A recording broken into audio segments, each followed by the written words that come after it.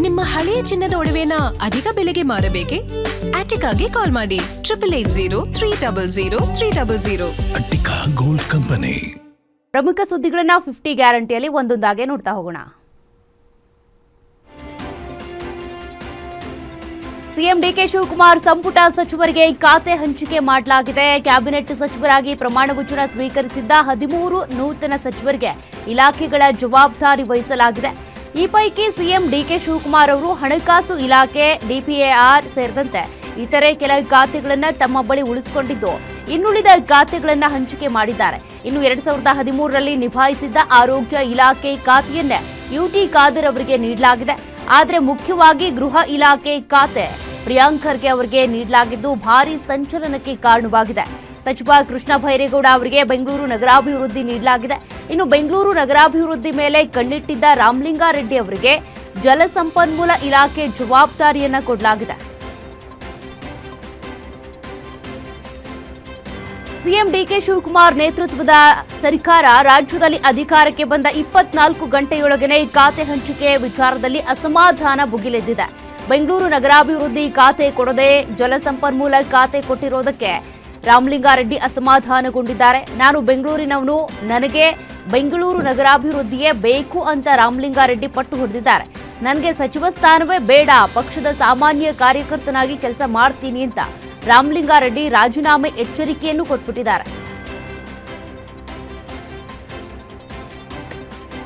ಇನ್ನು ಡಿಕೆ ಶಿವಕುಮಾರ್ ಸರ್ಕಾರದಲ್ಲೂ ಕೊಟ್ಟ ಮಾತಿನದ್ದೇ ಚರ್ಚೆಯಾಗ್ತಾ ಇದೆ. ಹಿಂದೆ ರಾಮಲಿಂಗಾರೆಡ್ಡಿಯನ್ನ ಭೇಟಿಯಾಗಿ ಡಿಕೆ ಶಿವಕುಮಾರ್ ಮನವೊಲಿಸಿದ್ದ ಫೋಟೋಗಳು ಈಗ ವೈರಲ್ ಆಗ್ತಾ ಇವೆ. ಈ ಹಿಂದೆ ಸಿದ್ದರಾಮಯ್ಯ ಸರ್ಕಾರ ರಚನೆ ವೇಳೆ ರಾಮಲಿಂಗಾರೆಡ್ಡಿಗೆ ಬೆಂಗಳೂರು ನಗರಾಭಿವೃದ್ಧಿ ಖಾತೆ ನೀಡೋದಕ್ಕೆ ನಿರ್ಧರಿಸಲಾಗಿತ್ತು. ಆದರೆ ಡಿಕೆ ಶಿವಕುಮಾರ್ ರಾಮಲಿಂಗಾರೆಡ್ಡಿ ಅವರ ಮನವೊಲಿಸಿ ಬೆಂಗಳೂರು ನಗರಾಭಿವೃದ್ಧಿ ಖಾತೆಯನ್ನ ನಾನು ಪಡಿತೇನೆ, ನಾನು ಮುಖ್ಯಮಂತ್ರಿಯಾದ ನಂತರ ಬೆಂಗಳೂರು ನಗರಾಭಿವೃದ್ಧಿ ಖಾತೆಯನ್ನ ನಿಮ್ಗೇ ಕೊಡ್ತೀನಿ ಅಂತ ಮಾತು ಕೊಟ್ಟಿದ್ರು.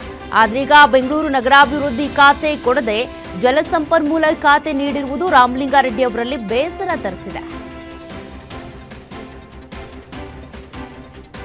ಇನ್ನು ಡಿಕೆ ಶಿವಕುಮಾರ್ ಸಂಪುಟದಲ್ಲಿ ಸಚಿವರಾಗಲಿರುವ ಶಾಸಕರ 2ನೇ ಪಟ್ಟಿಯನ್ನ ಹೈಕಮಾಂಡ್ ರಿಲೀಸ್ ಮಾಡಬೇಕಿದೆ. ಅದರಲ್ಲಿ ಯಾರ್ಯಾರಿಗೆ ಸ್ಥಾನ ಸಿಗಲಿದೆ ಎಂಬುದು ಈಗ ಭಾರಿ ಕುತೂಹಲಕ್ಕೆ ಕಾರಣವಾಗಿದೆ.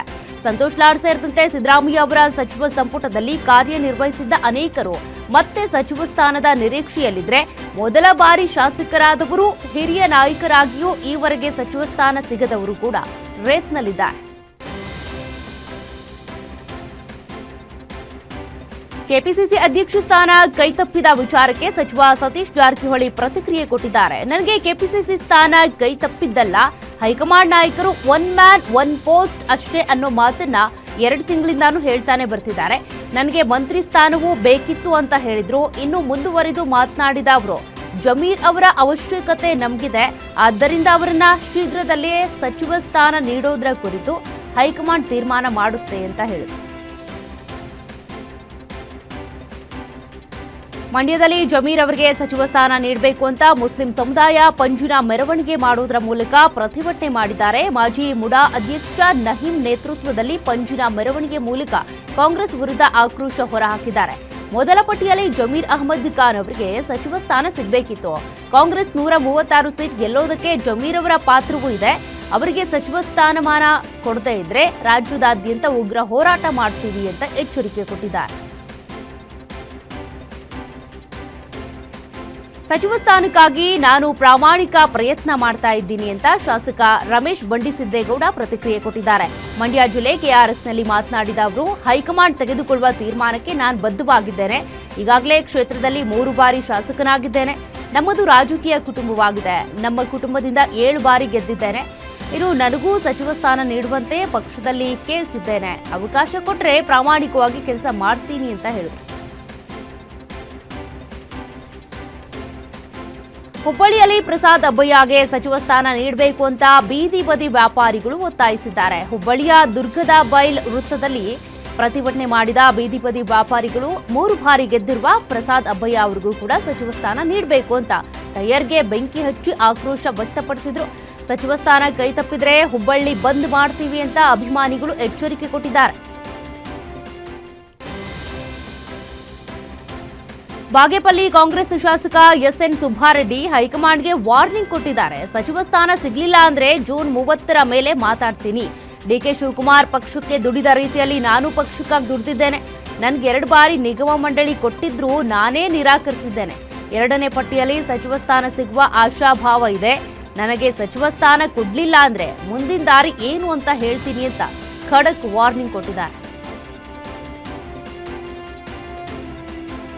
ಸಚಿವ ಸ್ಥಾನಕ್ಕಾಗಿ ದೆಹಲಿಗೆ ಹೋಗಿ ನಾನು ಮನವಿ ಮಾಡಿ ಬಂದಿದ್ದೇನೆ ಅಂತ ಶಾಸಕ ಕೋನರೆಡ್ಡಿ ಪ್ರತಿಕ್ರಿಯೆ ಕೊಟ್ಟಿದ್ದಾರೆ. ಧಾರವಾಡದ ನವಲಗುಂದದಲ್ಲಿ ಮಳೆಯಿಂದ ಹಾನಿಗೊಳಗಾಗುವ ಪ್ರದೇಶಕ್ಕೆ ಭೇಟಿ ನೀಡಿ ಮಾತನಾಡಿದ ಅವರು, ಸಚಿವ ಸ್ಥಾನ ಕೊಟ್ರೆ ಕೆಲಸ ಮಾಡ್ತೀನಿ, ಮಂತ್ರಿ ಮಾಡದೇ ಇದ್ರೂ ಕೂಡ ಹೆಚ್ಚಿನ ಅನುದಾನ ಕೊಡಿ ಅಂತ ಕೇಳ್ತೇನೆ. ಹೈಕಮಾಂಡ್ ತೀರ್ಮಾನಕ್ಕೆ ನಾನು ಬದ್ಧ ಅಂತ ಹೇಳಿದ್ರು. ಇನ್ನು ಮೊದಲ ಪಟ್ಟಿಯಲ್ಲಿ ನಮ್ಮ 4 ಜಿಲ್ಲೆಗಳಿಗೆ ಇಲ್ಲಿವರೆಗೂ ಮಂತ್ರಿ ಆಗಿಲ್ಲ ಅನ್ನೋ ನೋವಿದೆ ಅಂತಾನು ಹೇಳಿದ್ರು. ಡಿಕೆ ಶಿವಕುಮಾರ್ ಅಧಿಕಾರ ಸ್ವೀಕರಿಸಿದ ಬೆನ್ನಲ್ಲೇ ಆಡಳಿತಾರೂಢ ಕಾಂಗ್ರೆಸ್ನಲ್ಲಿ ಸರ್ಕಾರ ಪಕ್ಷದ ನಡುವೆ ಶೀತಲ ಸಮರ ಆರಂಭವಾಗುವ ಎಲ್ಲಾ ಲಕ್ಷಣಗಳು ಎದ್ದು ಕಾಣ್ತಿವೆ. ಕೆಪಿಸಿಸಿ ನೂತನ ಅಧ್ಯಕ್ಷರಾಗಿ ನೇಮಕಗೊಂಡ ಬಿಕೆ ಹರಿಪ್ರಸಾದ್ ಅವರು ನೀಡಿದಂತ ಹೇಳಿಕೆ ಸಂಚಲನಕ್ಕೆ ಕಾರಣವಾಗಿದೆ. ಸರ್ಕಾರದಲ್ಲಿ ಅಧಿಕಾರ, ಸಚಿವ ಸ್ಥಾನ ಅಥವಾ ಯಾವುದೇ ಹುದ್ದೆಗಳು ಬೇಕಾದವರು ಸಿಎಂ ಡಿಕೆ ಶಿವಕುಮಾರ್ ಅವರ ಹಿಂದೆ ಹೋಗಿ ಪಕ್ಷವನ್ನ ಸಂಘಟಿಸೋದಕ್ಕೆ ಮತ್ತು ಬಲಪಡಿಸೋದಕ್ಕೆ ಬಯಸುವವರು ನನ್ನ ಜೊತೆಗೆ ಬರಲಿ ಅಂತ ಓಪನ್ ಸ್ಟೇಟ್ಮೆಂಟ್ ಕೊಟ್ಟಿದ್ದಾರೆ.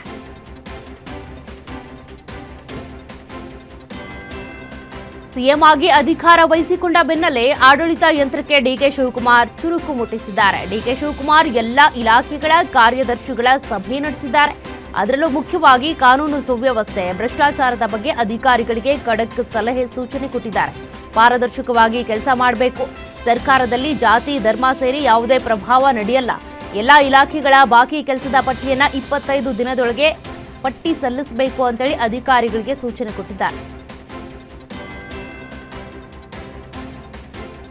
ಡಿಕೆ ಶಿವಕುಮಾರ್ ಘೋಷಿಸಿರುವ ಹೊಸ ಗ್ಯಾರಂಟಿಗಳ ಬಗ್ಗೆ ಬಿಜೆಪಿ ನಾಯಕರು ತೀಕ್ಷ್ಣ ಪ್ರತಿಕ್ರಿಯೆ ನೀಡಿದ್ದಾರೆ. ಪ್ರತಿಪಕ್ಷ ನಾಯಕ ಆರ್ ಅಶೋಕ್ ಡಿಕೆ ಶಿವಕುಮಾರ್ ಘೋಷಣೆಗಳ ಬಗ್ಗೆ ನೇರ ಟೀಕೆ ನಡೆಸದೆ ವ್ಯಂಗ್ಯದ ಮೂಲಕ ವಾಗ್ದಾಳಿ ನಡೆಸಿದ್ದಾರೆ. ರಾಜ್ಯ ಸರ್ಕಾರ ರಾಹುಲ್ ಗಾಂಧಿ ಮತ್ತು ಸಿದ್ದರಾಮಯ್ಯ ಅವರ ರಿಮೋಟ್ ಕಂಟ್ರೋಲ್ನಲ್ಲಿ ನಡೀತಾ ಇದೆ ಅಂತ ಆರೋಪಿಸಿರುವ ಅವರು, ಭಾರತ್ ಜೋಡೋ ಯುವಕ ಸಂಘ ಕಾಂಗ್ರೆಸ್ ನಿರಾಶ್ರಿತರಿಗೆ ಆಶ್ರಯ ಕೇಂದ್ರವಾಗಲಿದೆ ಅಂತ ಕಿಡಿಕಾರಿದ್ದಾರೆ.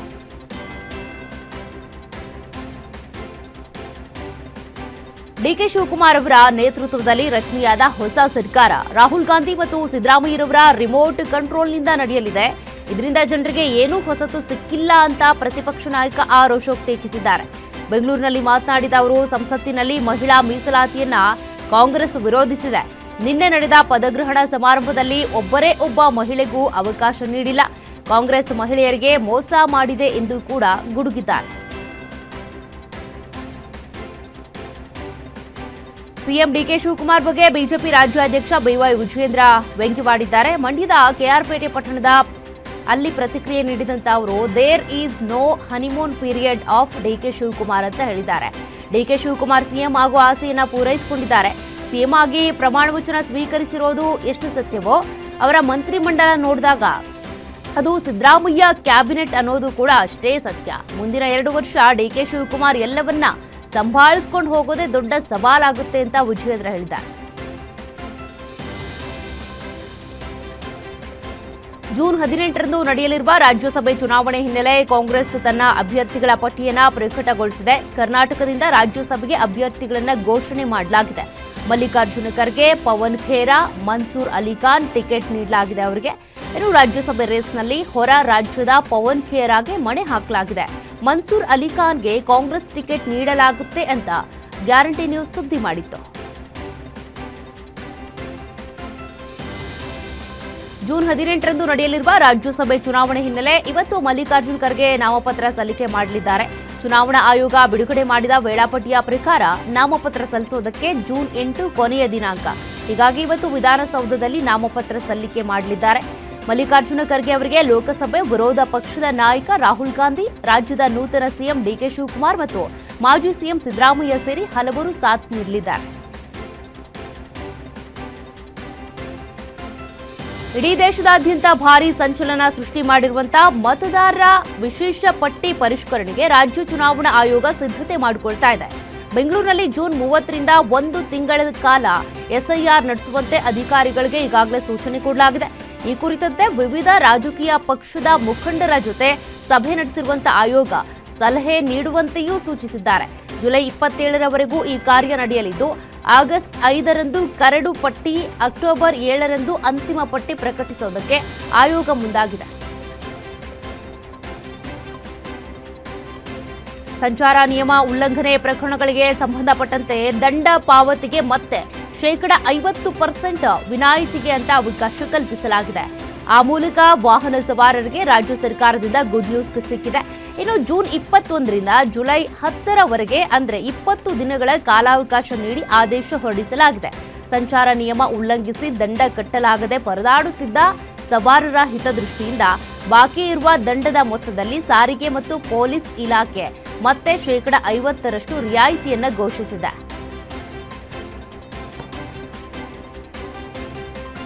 ಕೋಟಿ ವೃಕ್ಷ ಅಭಿಯಾನದ ಹೆಸರಲ್ಲಿ 100 ಎಕರೆ ಅರಣ್ಯ ನಾಶ ಮಾಡಿರುವಂತಹ ಆರೋಪ ಕೇಳಿಬಂದಿದೆ. ಚಿತ್ರದುರ್ಗ ಜಿಲ್ಲೆಯ ಚಳ್ಳಕೆರೆ ತಾಲೂಕಿನ ರೇಖಲಗೆರೆ ಅಮೃತ್ ಮಹಲ್ ಕಾವಲು ಪ್ರದೇಶದಲ್ಲಿ ಅರಣ್ಯ ನಾಶ ಮಾಡಲಾಗಿದೆ. ಸಸಿ ನೆಡುವ ನೆಪದಲ್ಲಿ ಅರಣ್ಯಕ್ಕೆ ಕಿಡಿಗೇಡಿಗಳು ಕೊಳ್ಳಿ ಇಟ್ಟಿದ್ದಾರೆ ಅಂತ ಸಾರ್ವಜನಿಕರು ಆಕ್ರೋಶ ಹೊರಹಾಕಿದ್ದಾರೆ. ಶ್ರೀದೇನಾ ಭಗತ್ ಸೇವಾ ಟ್ರಸ್ಟ್ ಅರಣ್ಯ ಇಲಾಖೆ ಜಾಗವನ್ನ ಲೀಸ್ಗೆ ಪಡೆದು ಮರಗಳನ್ನ ನಾಶ ಮಾಡಿದೆ. ಜೆಸಿಬಿ ಮೂಲಕ 100 ಎಕರೆ ಅರಣ್ಯ ಪ್ರದೇಶ ನಾಶ ಮಾಡಿದ್ದು ಶ್ರೀ ದೇನಾ ಭಗತ್ ಗುರೂಜಿ ನಡೆಗೆ ಸಾರ್ವಜನಿಕರು ಕಿಡಿಕಾರಿದ್ದಾರೆ.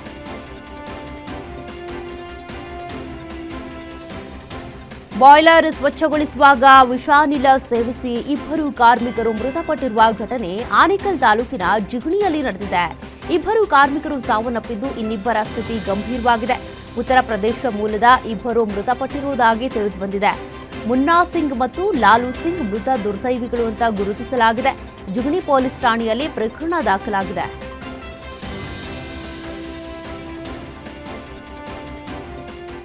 ಭೀಕರ ಅಪಘಾತದಲ್ಲಿ 4 ಸಾವನ್ನಪ್ಪಿರುವಂತಹ ಘಟನೆ ಚಿತ್ರದುರ್ಗ ತುಮಕೂರು ಜಿಲ್ಲೆಯ ಗಡಿ ಭಾಗದಲ್ಲಿ ನಡೆದಿದೆ. ಇನೋವಾ ಕಾರಿಗೆ ಓಮ್ನಿ ಕಾರ್ ಡಿಕ್ಕಿಯಾಗಿ ದುರಂತ ಸಂಭವಿಸಿದೆ. ಡಿಕ್ಕಿ ರಭಸಕ್ಕೆ ರಸ್ತೆ ಪಕ್ಕಕ್ಕೆ ಪಲ್ಟಿಯಾದ ಇನೋವಾ ಕಾರು ಅಪಘಾತದ ತೀವ್ರತೆಗೆ 2 ಕಾರ್ನಲ್ಲಿದ್ದಂತ 4 ಸ್ಥಳದಲ್ಲೇ ಮೃತಪಟ್ಟಿದ್ದಾರೆ. ಹುಳಿಯಾರು ಪೊಲೀಸ್ ಠಾಣೆಯಲ್ಲಿ ಪ್ರಕರಣ ದಾಖಲಾಗಿದೆ.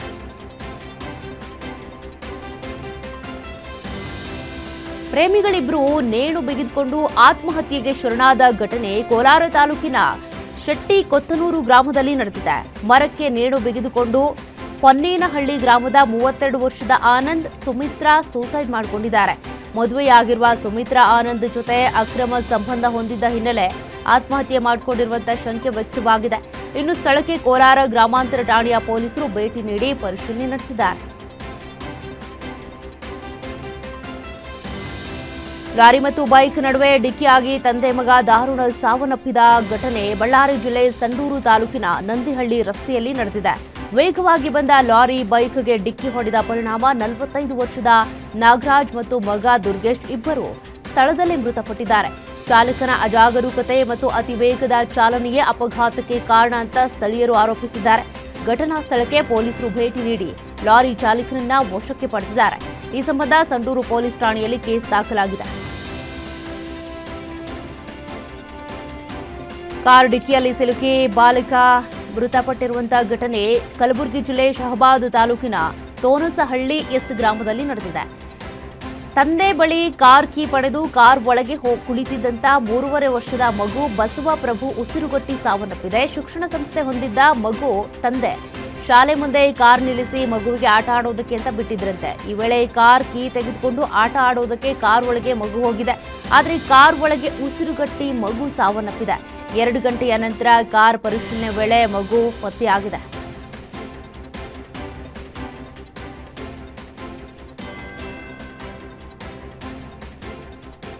ಕರೆದ ಕೂಡಲೇ ಬರಲಿಲ್ಲ ಅಂತ ಕಾರ್ಮಿಕರ ಮೇಲೆ ಹಲ್ಲೆ ಮಾಡಿರುವಂತಹ ಘಟನೆ ಚಿಕ್ಕಮಗಳೂರು ಜಿಲ್ಲೆ ಎನ್ಆರ್ಪುರ ಪಟ್ಟಣದ ಸಿಂಸೈ ಗ್ರಾಮದಲ್ಲಿ ನಡೆದಿದೆ. 2 ಯುವಕರು ಕೆಫೆಗೆ ನುಗ್ಗಿ ಸಿಬ್ಬಂದಿ ಮೇಲೆ ಮನಸೋ ಇಚ್ಛೆ ಹಲ್ಲೆ ಮಾಡಿದ್ದಾರೆ. ಬಾಬುರಾಮ್ ಹಲ್ಲೆಗೊಳಗಾದ ನೇಪಾಳ ಮೂಲದ ಯುವಕ ಅಂತ ಗುರುತಿಸಲಾಗಿದೆ. ಹರ್ಷ ಹಾಗೂ ಶಶಿ ಎಂಬುವರು ಹಲ್ಲೆ ಮಾಡಿದ್ದು ಎನ್ಆರ್ಪುರ ಪೊಲೀಸ್ ಠಾಣಾ ವ್ಯಾಪ್ತಿಯಲ್ಲಿ ಘಟನೆ ನಡೆದಿದ್ದು ಪ್ರಕರಣ ದಾಖಲಾಗಿದೆ.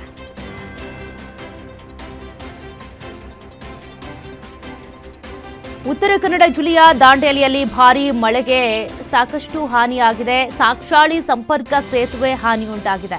ಇನ್ನು ಇನ್ನು ದಾಂಡೇಲಿ ತಾಲೂಕಿನ ಬಡಕಾಣಶಿಡ ಸಾಕ್ಷಾಳಿ ಸೇತುವೆ ಭಾಗಶಃ ಮುರಿದೋಗಿದೆ. ಇನ್ನೊಂದು ಮಳೆ ಬಂದ್ರೆ ಸಾಕು ಸೇತುವೆ ಸಂಪೂರ್ಣ ಕೊಚ್ಚಿ ಹೋಗುವಂತ ಭೀತಿ ಎದುರಾಗಿತ್ತು. ಸ್ಥಳೀಯರು ಗ್ರಾಮಗಳ ಸಂಪರ್ಕ ಕಡಿತವಾಗುವ ಭೀತಿಯಲ್ಲಿದ್ದಾರೆ. ವಾಹನ ಸವಾರರು, ಶಾಲಾ ಮಕ್ಕಳ ಸಂಚಾರಕ್ಕೆ ತೀವ್ರ ತೊಂದರೆ ಉಂಟಾಗಿದ್ದು, ಹಾನಿಗೊಳಗಾದ ಸೇತುವೆಯ ಪರಿಶೀಲನೆಗೆ ಅಧಿಕಾರಿಗಳಿಗೆ ಮನವಿ ಮಾಡಿದ್ದಾರೆ.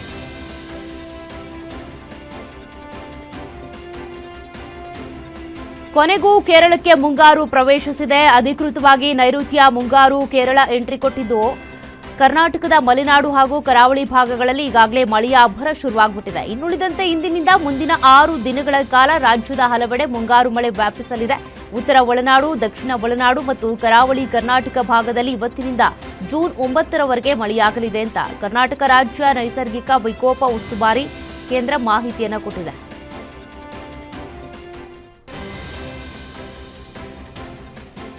ಡಿಕೆ ಶಿವಕುಮಾರ್ ಸಿಎಂ ಪದಗ್ರಹಣಕ್ಕೆ ಲೋಕಭವನಕ್ಕೆ ದೊಡ್ಡಾಲಹಳ್ಳಿ ವಿದ್ಯಾರ್ಥಿಗಳು ಬಂದಿದ್ರು. ಈ ಬಗ್ಗೆ ಡಿಕೆ ಶಿವಕುಮಾರ್ ಪುತ್ರಿ ಐಶ್ವರ್ಯ ಇನ್ಸ್ಟಾದಲ್ಲಿ ಪೋಸ್ಟ್ ಮಾಡಿ ಅಭಿನಂದನೆ ಸಲ್ಲಿಸಿದ್ದಾರೆ. ದೊಡ್ಡಾಲಹಳ್ಳಿಯ ಕೆಪಿಎಸ್ ಶಾಲೆಯ ಮಕ್ಕಳು ಲೋಕಭವನಕ್ಕೆ ಬಂದಿದ್ರು.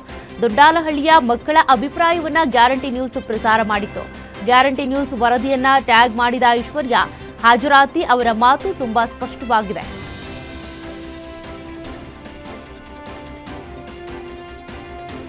ಬೆಂಗಳೂರಿನ ದೇವೇಗೌಡ ಪೆಟ್ರೋಲ್ ಬಂಕ್ ಬಳಿಯ ಪಂಚಮುಖಿ ಬಾಲಾಜಿ ಕಲ್ಯಾಣ ಮಂಟಪದಲ್ಲಿ ಯೋಗಲಕ್ಷ್ಮಿ ಸಿಲ್ಕ್ಸ್ ವತಿಯಿಂದ ಮೈಸೂರು ಸಿಲ್ಕ್ಸ್ ಎಕ್ಸ್ಪೋವನ್ನು ಆಯೋಜನೆ ಮಾಡಲಾಗಿದೆ.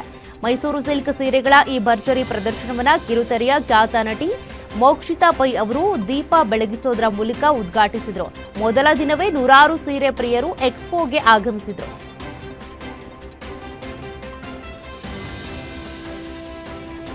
ಪ್ರಧಾನಿ ನರೇಂದ್ರ ಮೋದಿ ಮತ್ತು ವೆನೆಜುವೆಲಾದ ಹಂಗಾಮಿ ಅಧ್ಯಕ್ಷೆ ಡೆಲ್ಫಿ ರೊಡ್ರಿಗಸ್ ದೀರ್ಘಾವಧಿಯ ಇಂಧನ ಸಹಭಾಗಿತ್ವ, ಔಷಧೋದ್ಯಮ ಹಾಗೂ ಪ್ರಮುಖ ಖನಿಜಗಳ ಕ್ಷೇತ್ರಗಳಲ್ಲಿ ಸಹಕಾರ ವಿಸ್ತರಿಸುವ ಕುರಿತು ಮಾತುಕತೆ ನಡೆಸಿದ್ದಾರೆ. ಈ ಸಂದರ್ಭದಲ್ಲಿ ವೆನೆಜುವೆಲಾದಲ್ಲಿರುವಂತಹ ಭಾರತದ ಸರ್ಕಾರಿ ಸ್ವಾಮ್ಯದ ಕಂಪನಿಯೊಂದಕ್ಕೆ ಬಾಕಿ ಇರುವ ಲಾಭಾಂಶ ಮೊತ್ತವನ್ನು ಭಾರತಕ್ಕೆ ಮರಳಿ ಕಳಿಸುವ ವಿಷಯವನ್ನು ಮೋದಿ ಪ್ರಸ್ತಾಪಿಸಿದ್ದಾರೆ.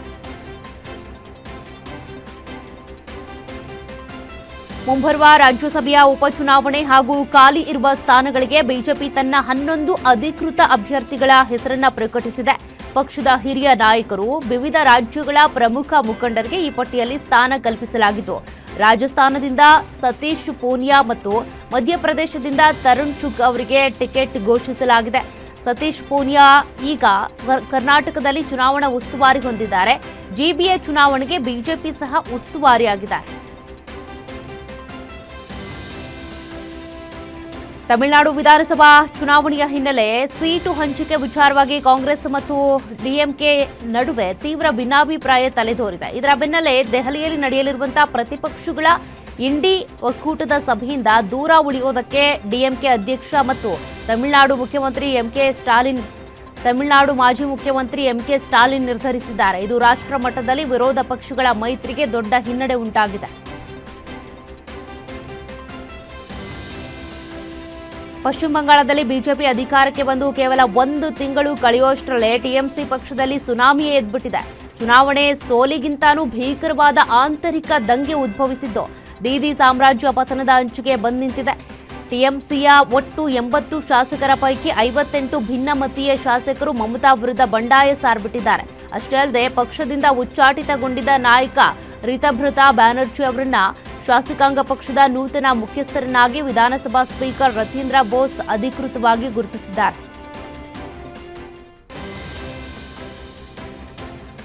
ತಮಿಳುನಾಡು ರಾಜ್ಯ ರಾಜಕೀಯದಲ್ಲಷ್ಟೇ ಅಲ್ಲದೆ ಇಡೀ ದೇಶದಲ್ಲೇ ಅಣ್ಣಾಮಲೈ ನಡೆ ಕುತೂಹಲವನ್ನು ಮೂಡಿಸಿದೆ. ತಮಿಳುನಾಡಿನಲ್ಲಿ ಈಗ ಅಣ್ಣಾಮಲೈ ಬಿಜೆಪಿಯಿಂದ ದೂರವಾಗ್ತಿದ್ದಾರೆ. ಇಂದು ಬಿಜೆಪಿಯ ಪ್ರಾಥಮಿಕ ಸದಸ್ಯತ್ವಕ್ಕೆ ಅಧಿಕೃತವಾಗಿ ರಾಜೀನಾಮೆ ನೀಡುವುದಾಗಿ ಘೋಷಿಸಲಿದ್ದಾರೆ. ಚೆನ್ನೈನಲ್ಲಿ ಸುದ್ದಿಗೋಷ್ಠಿ ಕರೆದಿರುವಂತಹ ಬಿಜೆಪಿ ರಾಜ್ಯ ಘಟಕದ ಮಾಜಿ ಅಧ್ಯಕ್ಷ ಅಣ್ಣಾಮಲೈ ಅಲ್ಲಿಯೇ ರಾಜೀನಾಮೆ ಭವಿಷ್ಯದ ನಿರ್ಣಯವನ್ನ ಪ್ರಕಟಿಸುವ ಸಾಧ್ಯತೆಗಳಿವೆ. ಇವತ್ತು ಹೊಸ ಪಕ್ಷ ಘೋಷಣೆ ಮಾಡ್ತಾರಾ ಅನ್ನೋ ಕುತೂಹಲ ಇದೆ.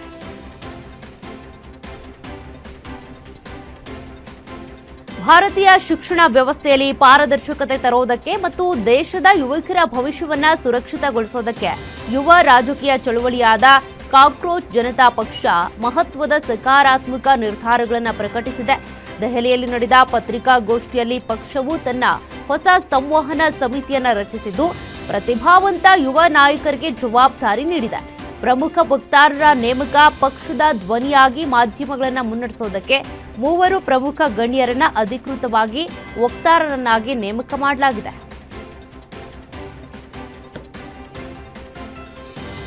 ಹಣ ಕೊಡ್ಲಿಲ್ಲ ಅಂತೇಳಿ ವೈದ್ಯರು ತಾವೇ ಸರಿಪಡಿಸಿದ್ದ ಬಾಲಕಿಯ ಮೂಳೆಯನ್ನ ಮತ್ತೆ ಮುರಿದು ಕಳುಹಿಸಿರುವಂತಹ ಘಟನೆ ಮುಜಾಫರ್ ನಗರದಲ್ಲಿ ನಡೆದಿದೆ. ಬಾಲಕಿಗೆ ಅತ್ಯಾಧುನಿಕ ವೈದ್ಯಕೀಯ ಸೌಲಭ್ಯಗಳೊಂದಿಗೆ ಸಂಪೂರ್ಣ ಉಚಿತ ಮರುಚಿಕಿತ್ಸೆ ನೀಡೋದಕ್ಕೆ ಜಿಲ್ಲಾಧಿಕಾರಿಗಳು ಆದೇಶಿಸಿದ್ದಾರೆ. ಇನ್ನು ಗಂಡನಿಲ್ಲದ ಮಹಿಳೆ ಮಾನಸಿಕವಾಗಿ ಅಸ್ವಸ್ಥ ಮಗಳನ್ನ ಕರ್ಕೊಂಡು ಸರ್ಕಾರಿ ಆಸ್ಪತ್ರೆಗೆ ಹೋಗಿದ್ರು.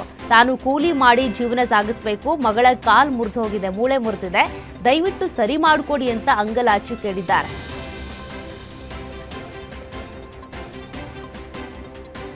ಮೂರು ದಿನ ತಡವಾಗಿ ಕೊನೆಗೂ ಭಾರತಕ್ಕೆ ಮುಂಗಾರು ಪ್ರವೇಶವಾಗಿದೆ. ನೈಋತ್ಯ ಮುಂಗಾರು ಮಾರುತಗಳು ಕೇರಳವನ್ನು ಅಧಿಕೃತವಾಗಿ ಪ್ರವೇಶಿಸಿವೆ ಅಂತ ಭಾರತೀಯ ಹವಾಮಾನ ಇಲಾಖೆ ಪ್ರಕಟಿಸಿದೆ. ಜೂನ್ ಮೊದಲ ವಾರದಲ್ಲೇ ಮುಂಗಾರು ನಿಗದಿತ ಸಮಯಕ್ಕೆ ಸರಿಯಾಗಿ ಕೇರಳ ಕರಾವಳಿಯನ್ನ ತಲುಪಿದ್ದು ದೇಶಾದ್ಯಂತ ಕೃಷಿ ಚಟುವಟಿಕೆಗಳಿಗೆ ಚಾಲನೆ ಸಿಕ್ಕಂತಾಗಿದೆ. ಮುಂಗಾರು ಆಗಮನದ ಹಿನ್ನೆಲೆ ಕೇರಳದಲ್ಲಿ ಭಾರೀ ಮಳೆಯಾಗ್ತಾ ಇದ್ದು ಹವಾಮಾನ ಇಲಾಖೆಯು ರಾಜ್ಯಾದ್ಯಂತ ಆರೆಂಜ್ ಅಲರ್ಟ್ ಘೋಷಿಸಿದೆ. ಬಿಸಿಸಿಐ ರಾಷ್ಟ್ರೀಯ ಆಯ್ಕೆದಾರರು ಪ್ರಸ್ತುತ ಭಾರತ ತಂಡದ ಪ್ರಮುಖ ಬದಲಾವಣೆಗೆ ಸಿದ್ಧತೆ ಮಾಡಿಕೊಳ್ತಿದ್ದಾರೆ. ಸೂರ್ಯಕುಮಾರ್ ಯಾದವ್ ಬಿಡುಗಡೆ ಮಾಡುವುದಕ್ಕೆ ನಿರ್ಧರಿಸಲಾಗಿತ್ತು. ಭಾರತೀಯ ಟಿ20 ತಂಡದ ನಾಯಕತ್ವವನ್ನು ಮಧ್ಯಮ ಕ್ರಮಾಂಕದ ಸ್ಟಾರ್ ಬ್ಯಾಟ್ಸ್ಮನ್ ಶ್ರೇಯಸ್ ಅಯ್ಯರ್ ಅವರಿಗೆ ಹಸ್ತಾಂತರಿಸುವುದರ ಬಗ್ಗೆ ಬಿಸಿಸಿಐ ಚಿಂತನೆ ನಡೆಸ್ತಾ ಇದೆ. ಈ ಮಹತ್ವದ ನಿರ್ಧಾರದ ಹಿಂದೆ ಬಿಸಿಸಿಐ ರೂಪಿಸಿದ ದೂರದೃಷ್ಟಿಯ ಮಾಸ್ಟರ್ ಪ್ಲಾನ್ ಇದೆ.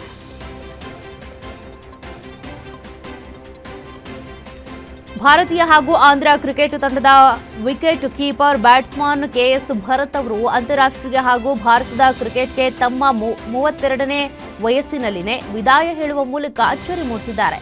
ಅವರು ಅಂತಾರಾಷ್ಟ್ರೀಯ ಕ್ರಿಕೆಟ್ಗೆ ಅವರ ಕಂಬ್ಯಾಕ್ ಕಠಿಣವಾಗಿದ್ರೂ ಕೂಡ ಕನಿಷ್ಠ ದೇಶಿ ಕ್ರಿಕೆಟ್ನಲ್ಲಿ ಇನ್ನಷ್ಟು ವರ್ಷಗಳ ಕಾಲ ಮುಂದುವರಿಬಹುದಿತ್ತು. ಆದರೆ ಅವರು ಬಹುಶಃ ವಿದೇಶಿ ಲೀಗ್ಗಳಲ್ಲಿ ಆಡೋದಕ್ಕೆ ಬಯಸ್ತಿರಬಹುದು. IPL ಟೂರ್ನಿಯಲ್ಲೂ ಕೂಡ ಹಲವು ತಂಡಗಳ ಪರ ಆಡಿದ್ದಾರೆ. ಅಫ್ಘಾನಿಸ್ತಾನದ ವಿರುದ್ಧದ 3 ಪಂದ್ಯಗಳ ಮುಂದಿನ ಏಕದಿನ ಸರಣಿಯಲ್ಲಿ ರೋಹಿತ್ ಶರ್ಮಾ ಆಡುವುದು ಅನುಮಾನ ಅಂತ ಹೇಳಲಾಗ್ತಿದೆ. ಜೂನ್ 13ರಿಂದ 20ರವರೆಗೆ ಈ ಏಕದಿನ ಸರಣಿ ನಡೆಯಲಿದೆ. ಅಂದಹಾಗೆ ಇದೀಗ ವಿರಾಟ್ ಕೊಹ್ಲಿ ಜೊತೆಗೆ ರೋಹಿತ್ ಶರ್ಮಾ ಕೂಡ ಅಲಭ್ಯರಾಗಿದ್ದಾರೆ. ಇದು ಭಾರತ ತಂಡಕ್ಕೆ ಭಾರೀ ಹಿನ್ನಡೆಯುಂಟು ಮಾಡ್ತಿದೆ. ಭಾರತ ತಂಡದ ಮಾಜಿ ನಾಯಕ ಹಾಗೂ ಆಧುನಿಕ ಕ್ರಿಕೆಟ್ ದಿಗ್ಗಜ ವಿರಾಟ್ ಕೊಹ್ಲಿ ಅವರು ಸ್ನಾಯು ಸೆಳೆತದ ಗಾಯಕ್ಕೆ ತುತ್ತಾಗಿದ್ದು ಅಫ್ಘಾನಿಸ್ತಾನ ವಿರುದ್ಧದ ಮುಂಬರುವ 3 ಪಂದ್ಯಗಳ ಏಕದಿನ ಸರಣಿಯಿಂದ ಹೊರ ನಡೆದಿದ್ದಾರೆ. ಆ ಮೂಲಕ ಏಕದಿನ ಸರಣಿಗೂ ಮುನ್ನ ಶುಭ್ಮನ್ ಗಿಲ್ ನಾಯಕತ್ವದ ಭಾರತ ತಂಡಕ್ಕೆ ಭಾರೀ ಹಿನ್ನಡೆಯಾಗಿದೆ. ಉಭಯ ತಂಡಗಳ ನಡುವಣ ಏಕದಿನ ಸರಣಿ ಜೂನ್ 13ರಿಂದ ಜೂನ್ 20ರವರೆಗೆ ನಡೆಯಲಿದೆ. ಸ್ನಾಯು ಸೆಳೆತದ ಗಾಯದಿಂದಾಗಿ ಆಧುನಿಕ ಬ್ಯಾಟಿಂಗ್ ದಿಗ್ಗಜ ವಿರಾಟ್ ಕೊಹ್ಲಿ ಅಫ್ಘಾನಿಸ್ತಾನ ವಿರುದ್ಧದ 3 ಪಂದ್ಯಗಳ ಏಕದಿನ ಸರಣಿಯಿಂದ ಹೊರ ನಡೆದಿದ್ದಾರೆ. ಹಾಗಾಗಿ ಅವರ ಸ್ಥಾನಕ್ಕೆ ಭಾರತ ಏಕದಿನ ತಂಡದಲ್ಲಿ ಯುವ ಬ್ಯಾಟ್ಸ್ಮನ್ ಋತುರಾಜ್ ಗಾಯಕ್ವಾಡ್ ಅವರಿಗೆ ಅವಕಾಶ ನೀಡುವ ಸಾಧ್ಯತೆ ಇದೆ. ಯಾಕೆಂದರೆ ಋತುರಾಜ್ ಗಾಯಕ್ವಾಡ್ ವಿದೇಶಿ 50 ಓವರ್ಗಳ ಸ್ವರೂಪದಲ್ಲಿ ಅತ್ಯುತ್ತಮ ದಾಖಲೆಯನ್ನು ಬರೆದಿದ್ದಾರೆ. ಹಿರಿಯ ನಿರ್ಮಾಪಕ ಮತ್ತು ಕೇಂದ್ರ ಚಲನಚಿತ್ರ CBFC ಮಾಜಿ ಅಧ್ಯಕ್ಷ ಫಹ್ಲಾಜ್ ನಿಹಲಾನಿ ನಿಧನರಾಗಿದ್ದಾರೆ. ದಶಕಗಳ ಕಾಲದ ತಮ್ಮ ಸುಪ್ರಸಿದ್ಧ ವೃತ್ತಿ ಜೀವನದಲ್ಲಿ ಫಹ್ಲಾಜ್ ನಿಹಲಾನಿ ಅವರು ಶೋಲಾ ಔರ್ ಶಬ್ನಮ್, ಆಂಖೇನ್, ಆಗ್ ಹಿ ಆಗ್, ಪಾಪ್ ಕಿ ದುನಿಯಾ ಸೇರಿದಂತೆ ಹಲವಾರು ಹಿಟ್ ಸಿನಿಮಾಗಳನ್ನು ನಿರ್ಮಿಸಿದ್ರು. ಫಹ್ಲಾಜ್ ನಿಹಲಾನಿ ಅವರ ನಿಧನಕ್ಕೆ ಚಿತ್ರರಂಗದ ಗಣ್ಯರು ಹಾಗೂ ಅಭಿಮಾನಿಗಳು ತೀವ್ರ ಕಂಬನಿ ಮಿಡಿದಿದ್ದಾರೆ. ಸ್ಯಾಂಡಲ್ವುಡ್ ನಟಿ ಮೊಗ್ಗಿನ ಮನಸ್ಸು ಖ್ಯಾತಿಯ ಶುಭಪುಂಜ ದಾಂಪತ್ಯ ಜೀವನದಲ್ಲಿ ಬಿರುಕು ಮೂಡಿದೆ ಎನ್ನಲಾಗಿದೆ. ಮದುವೆ ಆಗಿ 4 ವರ್ಷಕ್ಕೆ ದಾಂಪತ್ಯ ಜೀವನದಲ್ಲಿ ಕಾಣಿಸಿಕೊಂಡ ವೈಮನಸ್ಸು ಅದರಿಂದ ಅನುಭವಿಸುತ್ತಿರುವ ಯಾತನೆ ಹಿಂಸೆಯಿಂದ ಶಾಶ್ವತವಾಗಿ ಹೊರಬರೋದಕ್ಕೆ ಶುಭಪುಂಜ ಪತಿಗೆ ಡಿವೋರ್ಸ್ ನೀಡೋದಕ್ಕೆ ಮುಂದಾಗಿದ್ದು ಬೆಂಗಳೂರಿನ ಕೌಟುಂಬಿಕ ನ್ಯಾಯಾಲಯಕ್ಕೆ ಅರ್ಜಿ ಸಲ್ಲಿಸಿದ್ದಾರೆ.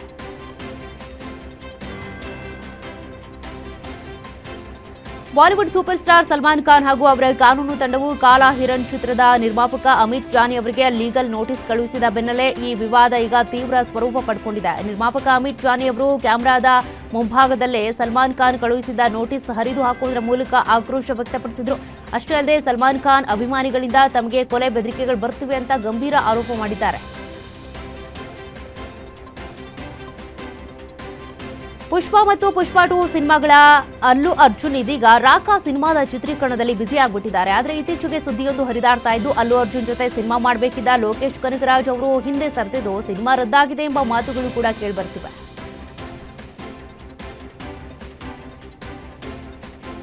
ಬಾಲಿವುಡ್ ಸ್ಟಾರ್ ಅಮೀರ್ ಖಾನ್ 3ನೇ ಮದುವೆಗೆ ಸಜ್ಜಾಗಿದ್ದಾರೆ. 61ನೇ ವಯಸ್ಸಿನ ಅಮೀರ್ ತಮ್ಮ 47 ವರ್ಷದ ಗೆಳತಿ ಗೌರಿ ಜೊತೆ ಮದುವೆ ಆಗ್ತಿದ್ದಾರೆ. 1 ವರ್ಷದಿಂದ ಲಿವಿಂಗ್ ಇನ್ ರಿಲೇಶನ್ಶಿಪ್ನಲ್ಲಿ ಇದ್ದಂಥ ಜೋಡಿ ಈಗ ಮುಂಬೈನಲ್ಲಿರುವಂತಹ ತಮ್ಮ ನಿವಾಸದಲ್ಲೇ ಸರಳವಾಗಿ ಸಪ್ತಪದಿ ತುಳಿಯೋದಕ್ಕೆ ನಿರ್ಧಾರ ಮಾಡಿದ್ದಾರೆ. ಕುಟುಂಬ ಸದಸ್ಯರು ಮತ್ತು ಆಪ್ತ ಸ್ನೇಹಿತರಿಗೆ ಮಾತ್ರ ಮದುವೆಯ ಆಹ್ವಾನ ನೀಡಲಾಗಿದೆ. Mega power star Ram Charan ಅಭಿನಯದ ಬಹು ನಿರೀಕ್ಷಿತ ಸಿನಿಮಾ ಪೆದ್ದಿ ದೇಶದಾದ್ಯಂತ ಅದ್ಧೂರಿಯಾಗಿ ತೆರೆ ಕಂಡಿದೆ. ಬೆಂಗಳೂರಿನಲ್ಲಿ ಅಭಿಮಾನಿಗಳು ಬೃಹತ್ ಕಟೌಟ್ಗಳನ್ನು ನಿಲ್ಲಿಸಿ ಹೂವಿನ ಹಾರ ಹಾಕಿ ಸಂಭ್ರಮಿಸುತ್ತಿದ್ದಾರೆ. ಇನ್ನು ಶಿವರಾಜ್ ಕುಮಾರ್ ಪಾತ್ರವನ್ನ ಜನರು ಕೊಂಡಾಡಿದ್ದಾರೆ. ಹಾಡುಗಳ ವಿಜುವಲ್ಸ್ ಸೂಪರ್ ಆಗಿದ್ದು ಎಮೋಷನ್ಸ್ ಜೊತೆ ಬ್ಲಾಕ್ ಬಸ್ಟರ್ ಆಗಿದೆ ಅಂತ ಕೊಂಡಾಡ್ತಿದ್ದಾರೆ. ರಾಮ್ ಚರಣ್ ಮತ್ತು ಜಾನ್ವಿ ಕಪೂರ್ ನಟಿಸಿರುವಂತಹ ಪೆದ್ದಿ ಸಿನಿಮಾ ಜೂನ್ 4ರಂದು ವಿಶ್ವದಾದ್ಯಂತ ಬಿಡುಗಡೆಯಾಗುವ ಮುನ್ನ ಜೂನ್ 3ನೇ ತಾರೀಕು ಪ್ರಥಮ ಪ್ರದರ್ಶನಗೊಂಡಿದೆ.